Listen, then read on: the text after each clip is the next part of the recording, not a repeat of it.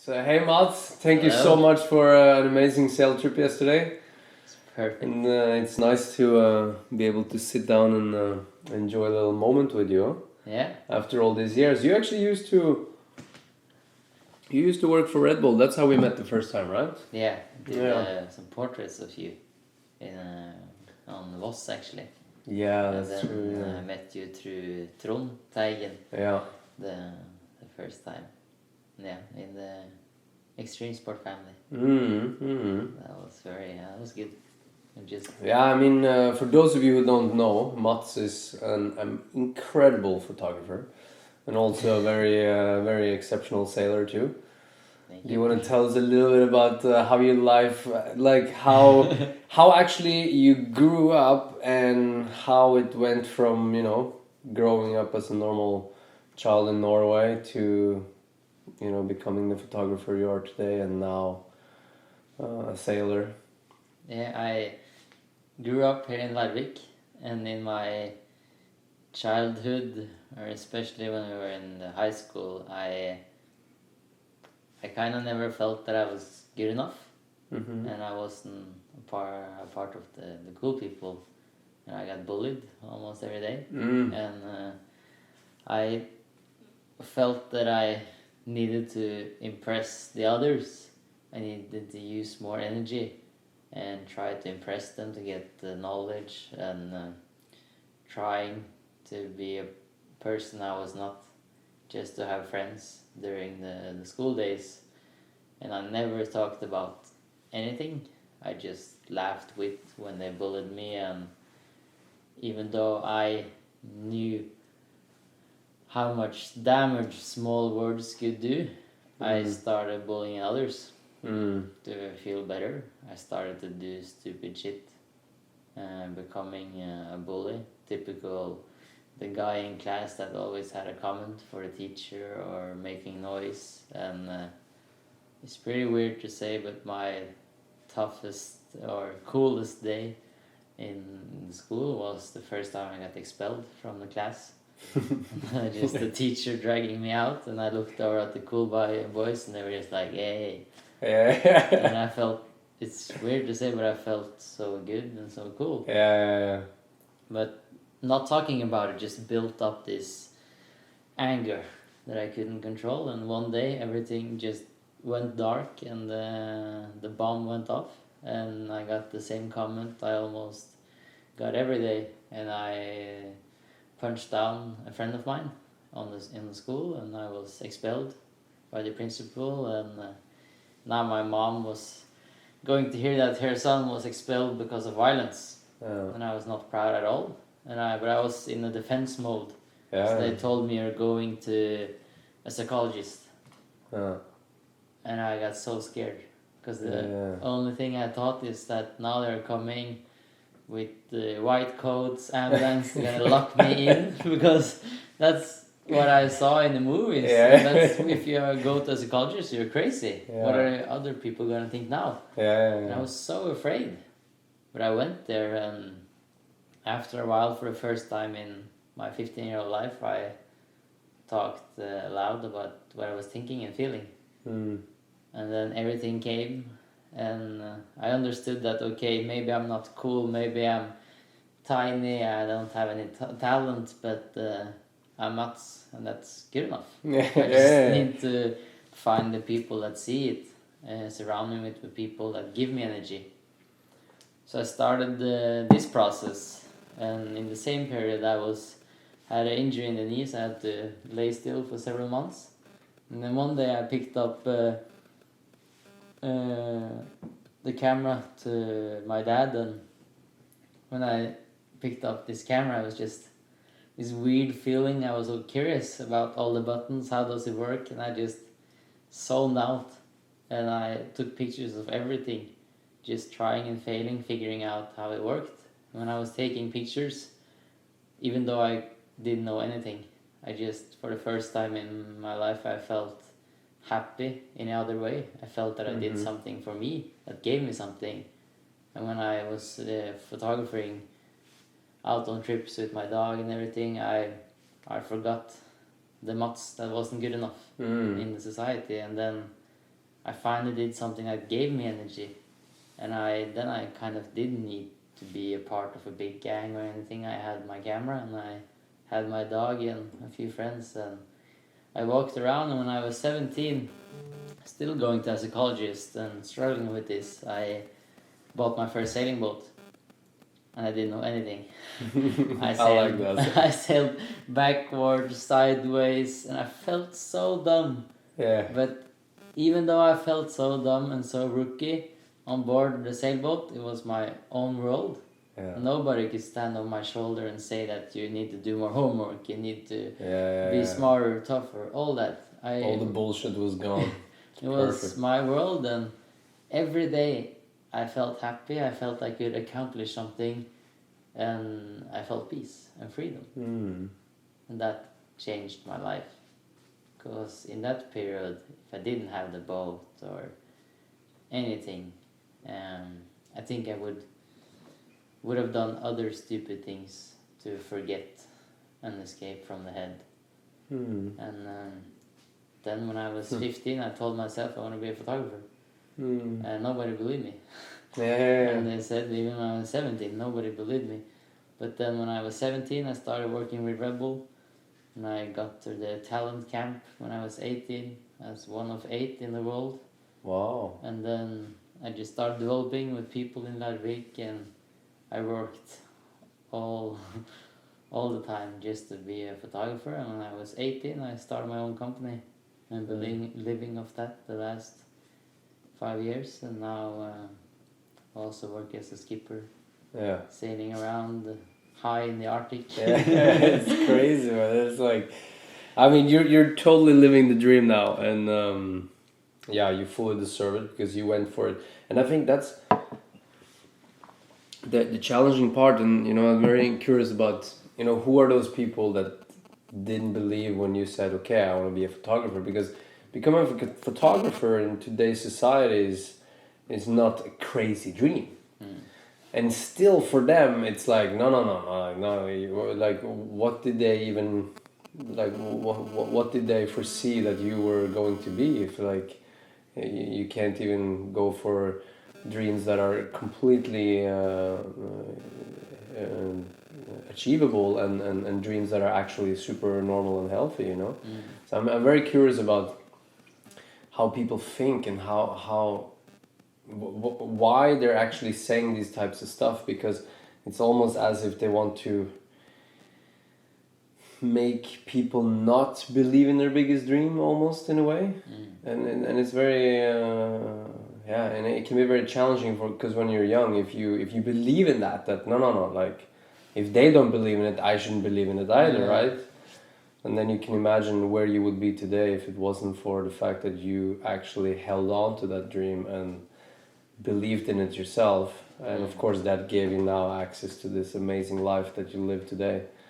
And it's like every time it proves that whoever holds on to their dream long enough, they're gonna end up happy. Yeah. And you're a perfect example of that. Yeah, and it's just important to remember to take care of yourself while you're chasing that dream. Yeah. And don't get lost in trying to accomplish everything. Yeah. Sometimes we try a little bit too much, and it becomes a little overwhelming. And maybe I see it myself too. I have this. One day I dream about this, the other day I dream about that, and then I try to chase all the dreams at the same time, and then I see that it becomes more. It falls kind of like or the dreams can be achieved, but they only become halfway achieved. Yeah.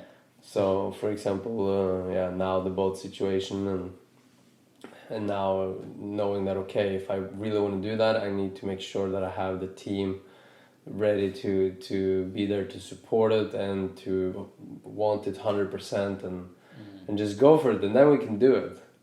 But we have to always fully commit, and it's good to do one dream at a time. Yeah. No, and then so you worked then with Red Bull those years when I was there. You worked a little bit with them, and then you pretty much started sailing quickly after that, no? Yeah, because I did the 1 year in the army as a photographer. And then I had this kind of crazy dream. I wanted a floating home and office. Never heard about it or people doing it in Norway. I wanted to sail along the Norwegian coast here from Larvik and up to Lofoten. And on that journey, I wanted to try to have the floating office, taking jobs here and there as a photographer along the coast and just going for it. And but I also wanted to bring people along because I was so tired of being met with those words or expectations and people judging each other. So I wanted to have an open boat. It didn't matter where you came from, what you knew about sailing, anything on board my boat. Everybody was welcome. And this word spread out, and I used 1 year to sail from Larvik up to Tromsø and down again. And during that year, I had 45 unknown people that I've never met before they showed up on the dock. The only thing I talked with them in advance was what they need to pack. Yeah. Just meet up, I don't want to know anything. Yeah. And that really changed me as a person. To live so close on top of people, for unknown people for 1 year in your own home, exploring, but also seeing and inviting them to my freedom world, bringing them along when we meet unknown people along the coast, unknown people opening their homes so I could take a shower, do my laundry, and just to see how little they needed to kind of get more happiness in their life and to change their mindset. And that was really what that encouraged me to follow my next dream, to be a professional skipper. So for the last 3 years, I've been sailing with a company in Norway, up and down the coast to Svalbard and Greenland, and doing, I circumnavigated the world 20,000 nautical miles just along the Norwegian coastline. And that's pretty long, and I have a lot of experience, but now it's, people say I live the dream, and I also know I live the dream, but I think it's important to also show that even though I live the dream and I have what I've been working a lot for, I still have mental issues. I don't think every day is easy, and I always adjust. So now I'm a bit tired of doing the commercial work. I want to do more work where I can give something back to nature, where I can help people being addicted to drugs or being in a bad mental health situation.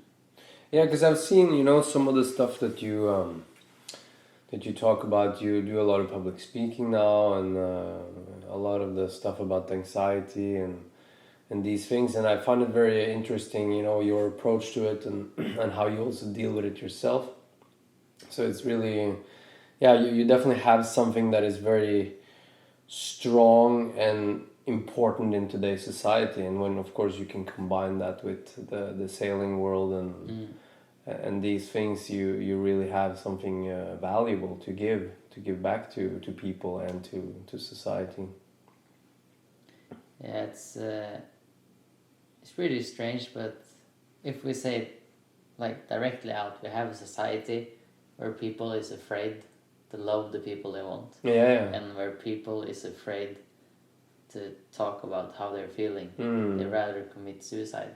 Yeah, and it's very crazy. Like, we're a society that hides, that runs away from all the problems and from all the things that scares us, and we rather prefer to live inside a lie and to just do whatever we can to hold the lie up. Yeah, it's very fascinating. I feel like I've been very lucky with the fact that I've been living in this little bubble for the last 10 years and not being affected by either depression or anxiety or any of these mental burdens.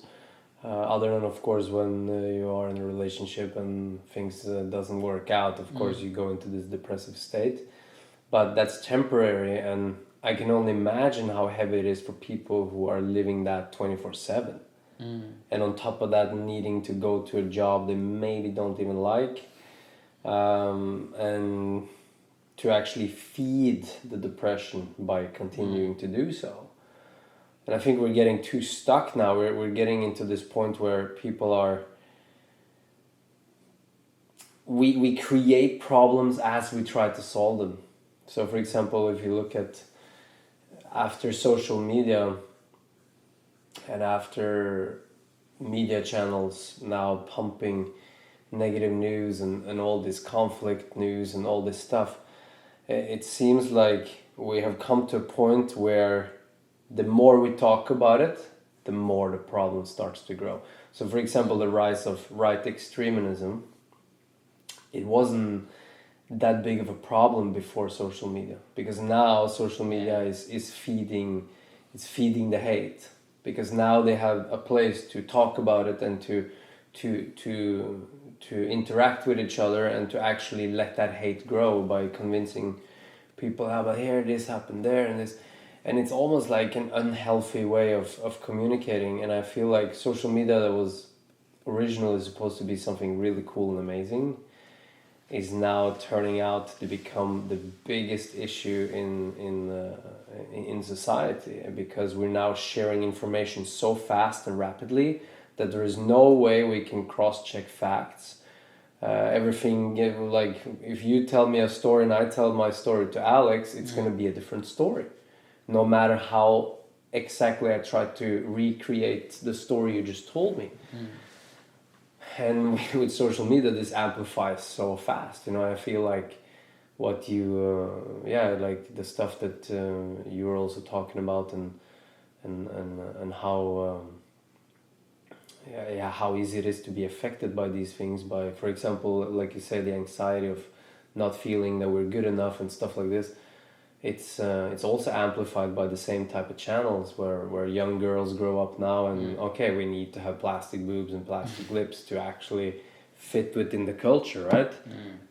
and it's just going whoa downhill. Yeah, we can also, that's where I think it's always two sides of something, but that's where I also try to focus on and to see that social media can also turn it around and to give it more positive. Which you are doing. And trying. And that's why the more we talk about it, the more common it's going to be, because at the end of the day, even though what you're doing, what we're all doing, we're all human beings. And we have luggage.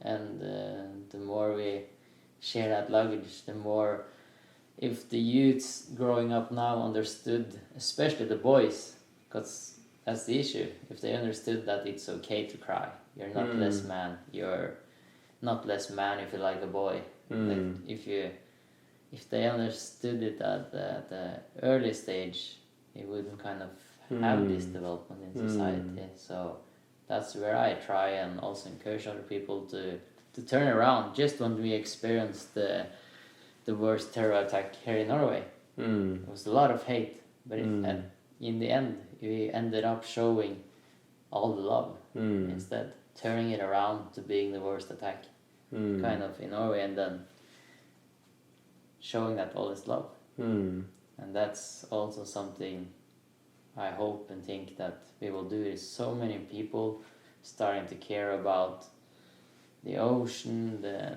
plastic, the environment. That's really important. It's super important. It's even more important that we take care of ourselves first, I think. Yeah, because once we do that, then it's easier to take care of the rest, because everything is just a reflection of all the things that we didn't take care about within ourselves. And, you know, that manifestation and that sort of lifestyle grows out to become the society it's slowly becoming some places. And I feel like, okay, here in Norway, we're very lucky. We're few people, so we don't have too much of the extremeness that other countries are now starting to struggle with, you know. And for example, Europe and the US and the growth of the hate. But at the same time, if we can manage to turn it around and to approach it with the love and care for our surroundings, our nature, and each other, then it can be turned into something good. But it's a hard work, and it's a long process. Yeah, it's also it's very hard if you focus on all the bad, but at least now I'm trying to channel in on all the good stuff happening in social media, spreading the word about the ocean and the people, and I really hope it's possible, but it's some days where it's just like so many people struggling, and Yeah, we can always like focus purely on the positive and create our own worlds in that positive way where the negativity is non-effective. I feel like I've done that the last 10 years and pretty much, like I said, lived in that bubble where where I'm just surrounded by the most happy, loving creatures on the planet. I think like the base and skydiving community are quite quite unique like that.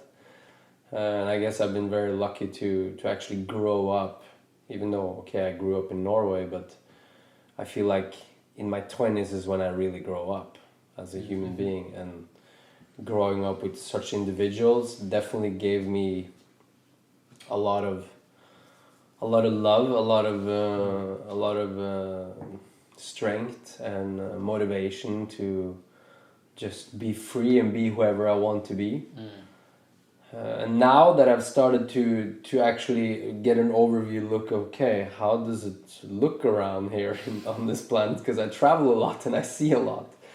And it's very easy to just be in this, the same state and the same bubble that, oh yeah, life is awesome and yeah, let's go. But I started to notice, when I look into the eyes of people a lot, and sometimes I see, these eyes that are just kind of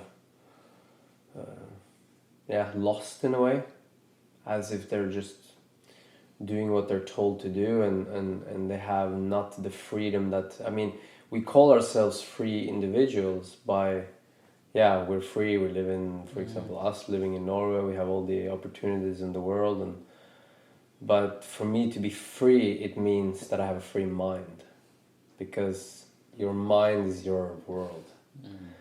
And if the mind isn't free, then things are slowly starting to work against your well-being.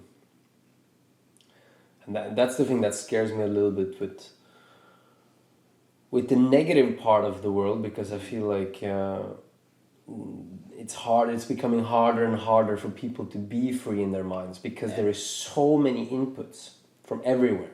Even though like we have all the positive stuff in social media and the stuff that we want to focus on, there is all the inputs from the outside world that comes into, like, for example, growing up as a child today.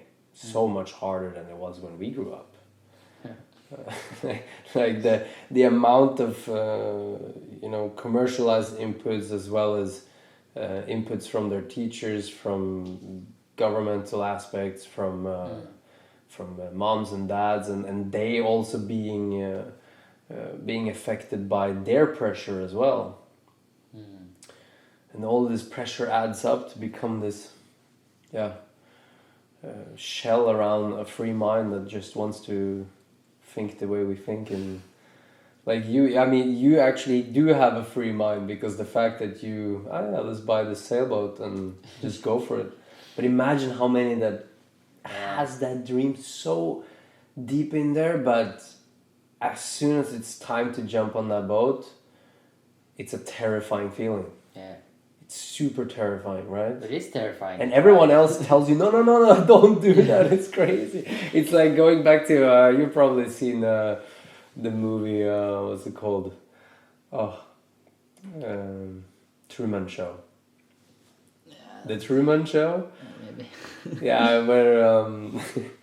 where Truman, so he lives in this bubble, in this society that is actually like a society full of actors, and everyone is working for him to kind of like, so. But he grew up as a child in this community and society, and and everyone is infiltrating his life by acting. So his wife is an actress. Everyone is an actress, right? So he lives in a fake world. It's actually a very interesting movie because this movie is from, I think it's the 90s, end of the 90s maybe, I'm not sure. But this movie is a very good reflection on the world today. And you see, like, so when he grows up and he has all these big dreams. He wants to travel, he wants to see the world, he wants to go on an adventure. But when he was a child, the so-called set that is actually running his life, they made his dad disappear in a sailing accident. So it was him and the son him and the dad on the boat, and there's a storm, obviously a fake storm, because everything is made in a studio. This is a giant studio, and he and the dad drowns, and they turn off the storm, and the kid ends up on the beach. It's all good, but because of that, he's traumatized by this accident. Yeah. So when he grows older, he wants to then go to book a plane ticket. He goes into the office of the plane ticket, and they're like, "Oh, sorry, there's no planes available." And the posters on the wall is like plane crashes and stuff. So just to kind of like to affect his mind and make sure that you do not leave this place. And it's a very interesting concept because eventually his dream is like, okay, he wants to do it so bad that he pushes himself beyond the trauma, and he goes on a sailing mission, even though everyone says no, don't do that, and his mind says that don't do it because he's afraid of doing it, and eventually he does it, and they turn on the storm and they make sure that he's gonna have a hard one, but he manages to do it, and eventually he wakes up and the boat has poked through the edge of the studio. And then he's like, what's going on, And then he realizes that, okay, he's just a character in a global TV show because everyone around the world is watching the Truman Show. And it's a reality show. And this was before reality became an actual thing. And yeah, he escaped that world and probably lived happily ever after. But it's a very interesting concept of the fear that society was feeding him with the fact that be careful with your dreams and don't dream too big, and now you're just dreaming too much again, and kind of like numbing it down. And I feel like that's why I've always been very pushy into making sure that people who are coming from this side of the world, that I do have the chance to give it a go. At least give your dream a chance once before you commit to something that is different than what you actually want to do yourself. It's not that, of course the first time it is, but it's not that scary to try.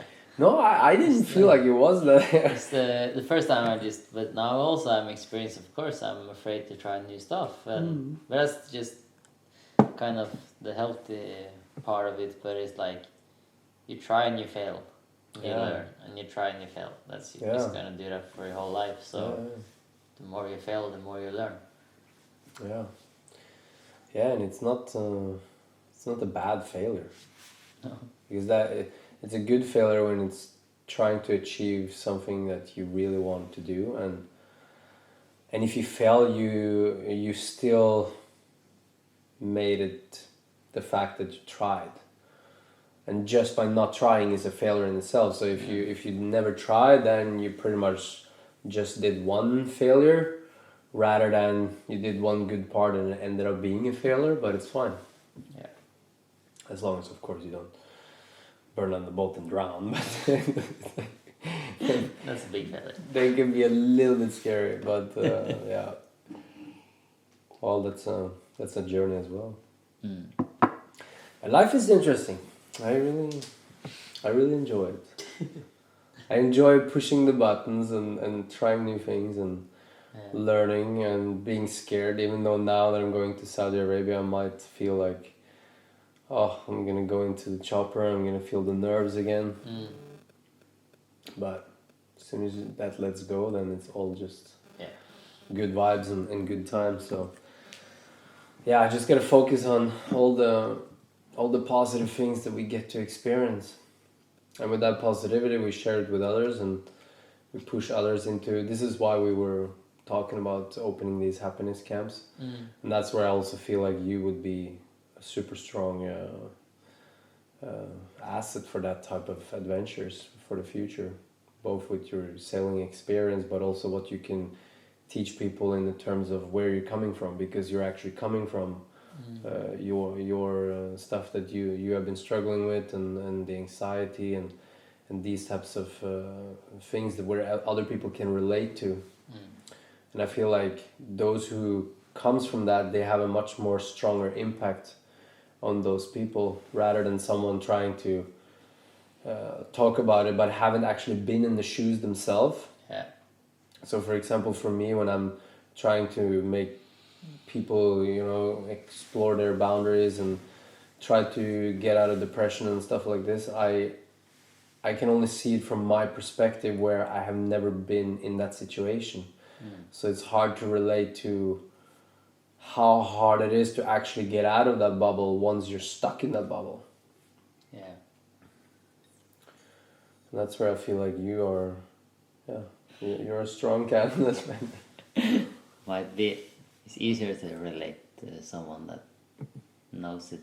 Yeah. You can kind of, because there's something, talking to someone you don't know anything about, then you're suddenly gonna share all your worst feelings, your worst thoughts about yourself, and so I think that's, hopefully one day will not be a thing talking about how we're feeling, because that's, people are afraid to talk about how they actually feel, and that's what I try to achieve with my work in social media and public speaking. Gotta do. Yeah, and it's important to make the kids know it too, because I feel that's where it starts. It starts in the way of how the kids are growing up, and now they're more on the screens, and they're building a relationship based on what they see on the screens rather than having actual real interaction with human beings. And I've noticed it very much lately that a lot of these children are very shy. So before I felt like, a lot of these kids that we were hanging out with, they were always, I see it in actually the children in our community. There is a few very unique parents, like I would call them gypsies, because that's pretty much what anybody in society would call them. But their kids, the most amazing kids I've ever met. Like those kids, they are so socially strong. They can like hang out with adults, with the other kids, and really interact with them on a much, much deeper level. And then, for example, if I hang out with kids that I feel like have been a lot on screens, and I feel like they're more shy to introduce themselves. So when they meet us for the first time, they maybe are a little bit more hiding behind their parents, and I think that it's maybe partly because of that. Who knows? I mean, I'm not a psychologist, so I haven't really dove deep into how children think based on what they experience in their very early ages. But I've just noticed it's a very big difference from, for example, the kids I told you about in the community that are fully living outdoors in nature, free, hanging. Like they're literally running around at age 2 years old and hanging out with us, even though their parents are working in whatever they're doing on the drop zone, for example. And these kids are in a very healthy state of mind, and I'd love to hang out with them because you can interact with them on such a unique level, while with kids that are spend a lot of time on either phones or iPads, it's a much more shallow interaction in a way. It's not as it's hard to explain it, but I just hope that it's not gonna become a society that is purely majority is growing up in such a way, even though now the pressure is also on the parents because all the kids see the other kids hanging out with these tools and that puts pressure on them because obviously they want it too. And I don't know if you have noticed once you can look in the eyes of a child. I started to notice it on airports because on airports you can easily get bored if you don't have anything to work on or do. But there was this one particular child that, I don't know, he was probably 1 year. And, he was like playing with basic toys and not really doing anything special. And then you saw the change as soon as he saw the screen. Mm-hmm. And I kept looking at his eyes and he stopped blinking. The eyes wasn't even blinking for a long period and the eyes was just like so drawn into it. And when the dad tried to remove it because it was time to go to either go to the airplane or whatever they were doing,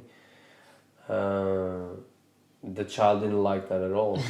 It was like, bro, like it was as if you like take the needle out of the arm, like. And it was so fascinating to see how the brain got instantly activated. Like you just forget about all the other toys. In theory, we don't even need to create toys anymore. Because if you are to give the child a screen, the other toys are not even going to be interesting anymore, and they become a consumed product that's going to eventually go into plastic waste. Yeah. But then again, I feel like those toys are more important than a toy of a screen. And then again, nature even more an important toy than any of those other toys. Yeah, do like I did. We went outside and climbed trees. Yeah, that's what I did too. I remember, I told Alex the other day, I remember that I was 6 years old and I was gone for hours from my house. We were building, three cabins in the treetops and these, I had a big tree in my garden and I had these zip lines that went from like to the roof of the house, and every time my mom came home, she was just like shaking her head and just wondering like, what is my son going to become? Like, what is he doing? But she didn't stop me from doing it, which I'm very grateful for today, because I guess that's maybe why nowadays I can dare to live the adventurous life I do. But if that would have been me as a child today, there's absolutely no way that my parents would accept it. Because they would be so terrified of seeing me at like almost 10 meters in the tree in a homemade, made by a 7-year-old zip line that eventually broke. And luckily it broke as soon as I passed this one point, because then I fell straight to the ground. But if it would have broken a little bit before, I would have caught my legs inside and probably flipped upside down the tree and broke myself really bad. But it's very fascinating to now that I think back about it, I'm proud of my mom for being mentally strong enough to let me just do that crazy stuff. And nowadays I don't think, that's why we don't see it anymore. I don't see children climbing in trees. I haven't seen that in a long time. No, I still do it. Yeah, that's good. I see you climbing in masts on these boats. It's like a tree. Yeah, and because I'm afraid of heights, which is kind of ironic when we think about the base jumping. Yeah, me too. That's why I started with the masts and. Yeah, in a mast I would freak out. Yeah, it's super scary. Yeah, only in the beginning, and then you take control of the fear and you enjoy it. Do you then use the harness and the whole do you have the other people lift you up. Sometimes. Yeah. Yeah, if it's like that, I would love to do it. Yeah. Have you ever been at the top of the sail while someone is sailing the boat? Yeah, it's super sketchy. It's so much movement. Yeah, I can Only imagine. like half-meter wave and it feels like you're gonna... Oh, yeah. Yeah, we have to do some of that if we buy this boat now. Definitely. That would be nice. Yeah. Look forward to follow the project and hopefully be a part of it. Yeah, no, I'm pretty sure you will, because there is I feel like this charter sailing exclusive adventures, especially in Norway, is a very good business, as well as is a very giving business.